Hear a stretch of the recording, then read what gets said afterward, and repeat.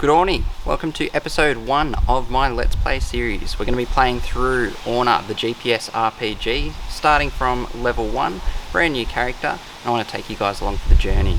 This series is not intended to be a full tutorial, but we will get into some of the complexities of Orna along the way, hopefully teach you guys a thing or two, but mainly just have a bit of fun playing through the game together. So, first things first, we need to create a new character.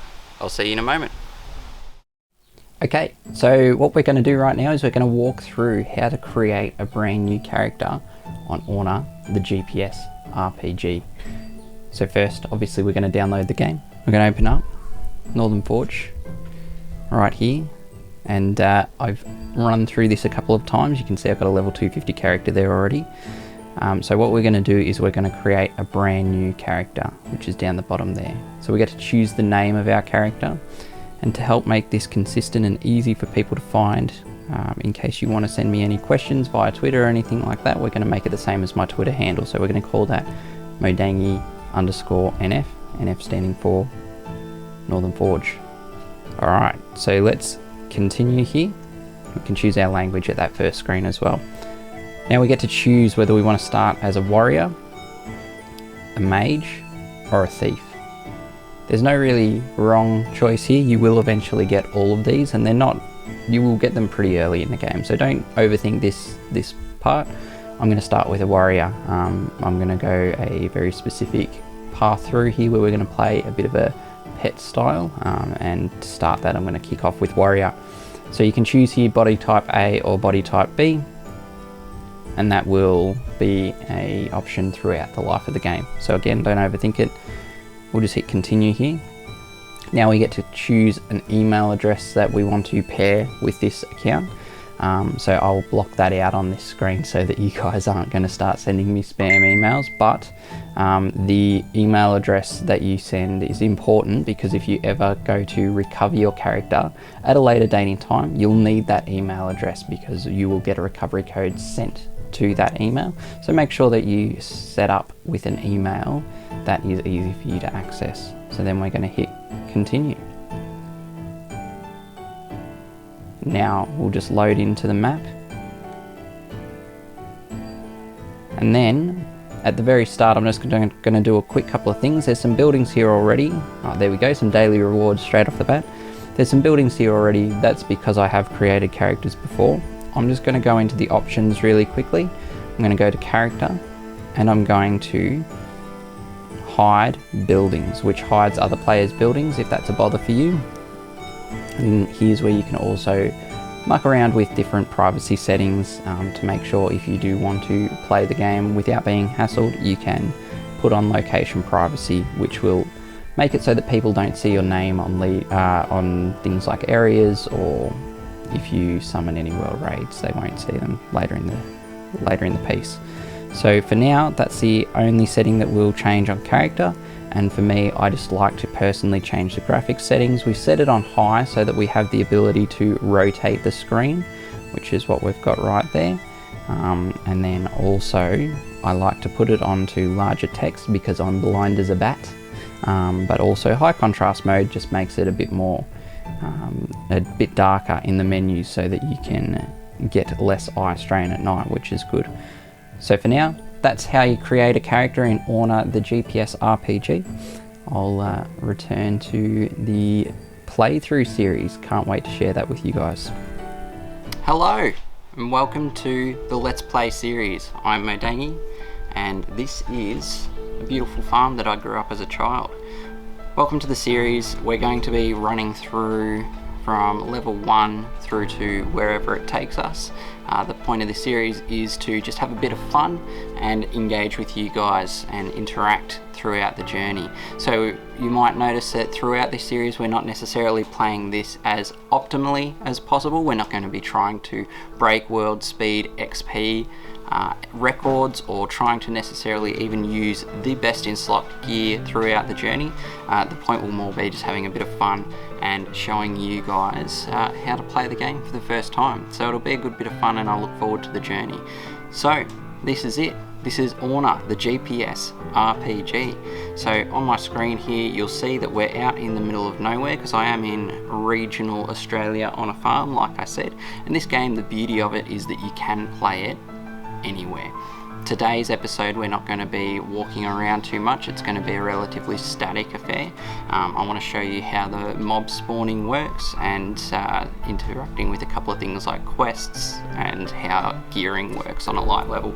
So there won't be too much walking around, we won't need to, and in future episodes we'll get a bit of movement happening. So to start with, on your screen here, you will notice the user interface has a few things running along the bottom. You have monsters on your screen, some of them have exclamation marks. You have a person over here with a question mark. I'm going to just tell you a few little things about the UI. So if we start at the bottom from left to right, so on the left here is where the kingdom menu will exist, and that menu you will be able to access once you have hit level 25. As you'll see here, you can then join a kingdom.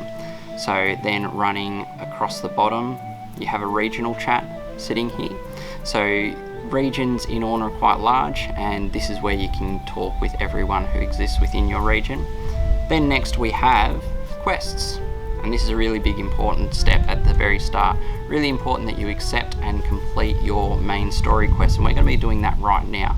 So you'll notice we've got one here. Chapter 1 is to defeat blue slimes. We're going to accept that quest, and then you have tabs running along the top. So you have today, and these are other quests that will sit there and reset daily. You'll get more and more quests here as you progress through the game, and these ones will auto-complete.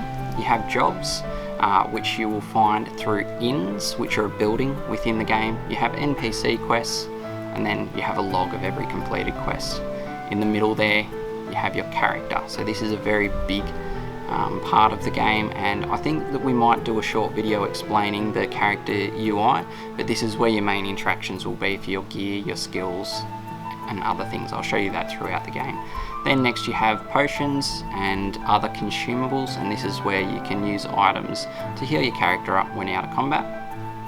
Next we have a little toggleable options for the map where you can turn on or off different UI elements. So you'll see here we've got monsters, we've got that tree there, we've got NPCs. I can turn on off NPCs. That little man with the question mark goes away. I can turn off monsters and they go away. So they're just little toggleable options. And then next and finally we have area. So this is where you can do some building, and you can make your origin town, you can explore around, and you can take control of different areas. And you'll see Modangy, my level 250 character, is sitting here with his beautiful title of My Dad Works for Orna. So I won't be able to challenge this one as a level 1 character. Alright, give me 2 seconds and I will be right back with you. Okay, so first step.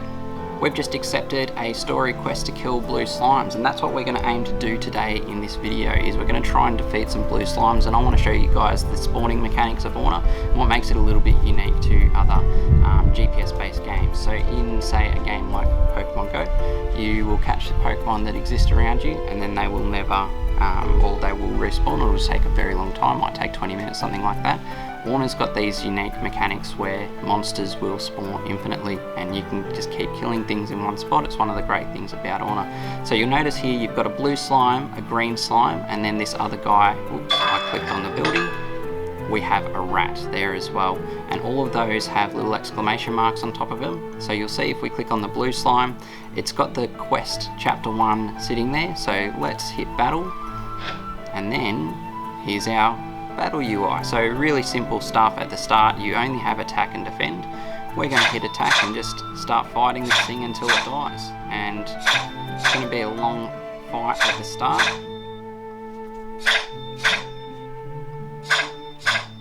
because we are only level 1.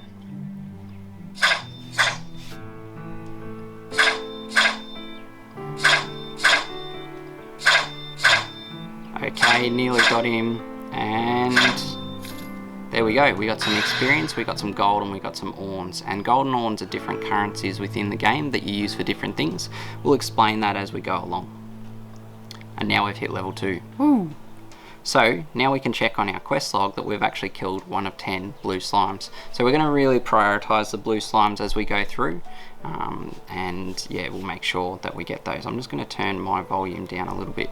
So then as we go, we're just going to try and prioritize anything that is a quest monster that's going to help us really accelerate our progression, because it'll award us gold and orns for completing quests. So anything that's got an exclamation mark over it, try and prioritize that first and foremost. Okay, and my screen brightness for some reason has just gone down, so give me a moment and I'll fix that up. Okay, we're back. Alright, we're going to keep killing this rat.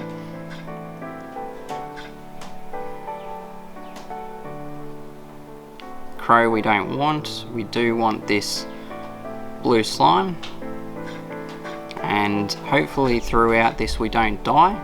Let's just keep going and see how we go. Alright, I've been stunned there. So I'll show you something about the battle UI right now. Up the top right, you've got a log of whose turn it is next. You'll see at the moment the far left of that log is showing me, and then in the yellow is the targeted enemy, the blue slime. So that's the turn order, and then you've got a little scroll next to it. So if we hit that, it shows everyone in the battle, and it shows the different stats attributed to them. So you'll see that I'm at 64 out of 120 HP, 21 out of 21 mana, and I'm stunned. So this stun effect is going to periodically disable me from moving. It'll say couldn't attack, so you can see this in the action log here. It'll say that I couldn't attack, and it will go away after an amount of time. So sometimes there's moves that can hit you with different status effects. So there you go, it says I'm no longer stunned up the top right, so it's now gone away, so I can keep attacking as normal without disruption. So we've killed another blue slime. We're actually going to touch on this tree right here as well, which will give us some wood, so it's good to pick that up. I'm going to zoom in by pinching to zoom, so you can pinch to zoom here, and you can actually rotate the screen as well by sliding your finger around. So we're going to do this green slime now, because it is another quest one. I've been poisoned, which will hit me as it's called a damage over time. I was stunned and poisoned. This is going to be a hard battle. So what that'll mean is each turn that I take, I'm going to take some amount of damage. It's only a small amount, so right now I'm down to 3 HP. I'm taking 2 damage every turn, and then the slime is hitting me as well. So I'm actually going to open my items here, and I'm going to use a small health potion, which will bring me back to 103 health, and then I'm going to go back to trying to get this thing before it gets me. It's looking pretty hairy right in this moment.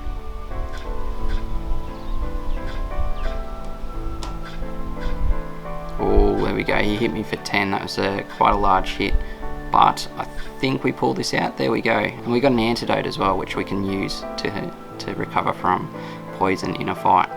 So now it's just a matter of slowly picking off enemies one by one.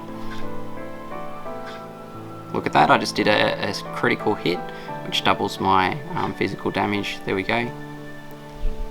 There's more enemies popping up. We've got a few NPCs around, so I'm just going to keep killing those. What I'm also going to use is this item here, this consumable. There we go, I got a quest, an achievement done. I'll show you that in a sec, but I'll use this consumable.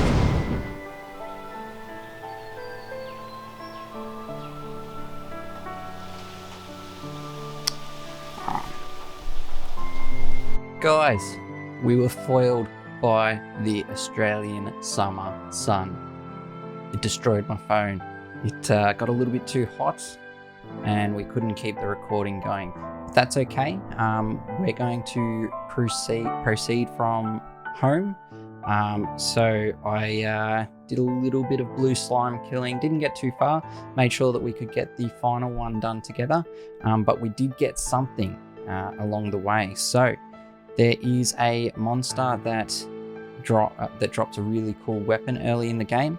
There's these fallen variants of the classes that you can choose. So you remember when we started our class choice at the start, we got to choose from warrior, thief, or mage. There are these monsters that spawn early in the game at tier 1, a fallen mage, fallen warrior, and a fallen thief. And they drop a weapon that really improves your damage. So as a warrior, you start with a rusty sword at the start. And then if you find a fallen warrior, you have the chance of it dropping a weapon called the Fallen Warrior's Sword. I'm going to show it on the screen for you right now. The upgrade that this weapon has given me, and it's making me a lot stronger. So that's a good thing. And what that also does for us as well, just so we've killed this fallen warrior, this fallen mage now, is that we've gotten to level 10, which is really cool. Once we hit level 10, we get to choose a faction. Factions in Orna are aligned to the 4 main elements. We've got lightning, water or frost, earth and fire. And there's 4 factions that go along with those: Stormforce, Frozen Guard, Earthen Legion and Knights of Inferno. What the factions do in Orna is they boost the strength of skills that utilize that same element. So if you choose Stormforce, your lightning based skills will do more damage. And the other thing that's tied to factions is your choice of kingdom. So there's kingdoms in Orna, which we'll get to in maybe the next episode of the series, or a couple of episodes away. The kingdoms are faction based. So if you do plan to play this game with your friends in a kingdom, it's a good idea to choose the same faction as each other. For this Let's Play, I'm going to be going Earthen Legion. I'm unsure what I'm going to do about a kingdom at this point in time, but if you want the potential opportunity to join me, I would say go Earthen Legion and we can play through this series together. It'll be a good bit of fun. So what I'm going to do to finish off this this episode of the series is I'm going to defeat the 2 final blue slimes that I need to get this first story mission done. So there's 1, and now we should be at 9 of 10. We are. So let's get the final one done. There we go. And we can go to our story mission. We can complete that quest. That's done. Our next story quests open up, which include defeating goblins and upgrading equipment. I'm going to start the upgrade equipment one so that when we go to the next episode, we've got that ready to go. We'll do that with maybe just, let's find which one. All right, we don't actually have the items for that. That's fine. We can go to our inventory. We can go to new, which will show all of the items that we've picked up as we've been fighting, and anything that we're not using right now, we're pretty okay to go ahead and dismantle. So I'm just going to do that really quickly. Yeah. And hopefully we get enough. There we go. We've got leather. We can upgrade our leather boots. So we'll go to a blacksmith. So this is what we use to upgrade equipment. They look like a little building with a tree stump out the front of it. We go to our blacksmith. It'll show equipped gear first. Also weapons, armor, head slot, that sort of thing. But we're just going to choose to upgrade these hard leather boots because they take really easy materials to obtain. We're going to upgrade those. Now, upgrade times are based on real world time. So that says 1 hour. That will be in the real world. So you could close the game down, come back an hour later, and you'll have gear that is upgraded. It does improve the stats of your gear. So just like any other RPG where there is gear upgrades, you can actually improve the stats of your gear by upgrading it. And there's multiple levels to that. We'll show you that as the series goes on. So as a quick recap, we've created a character.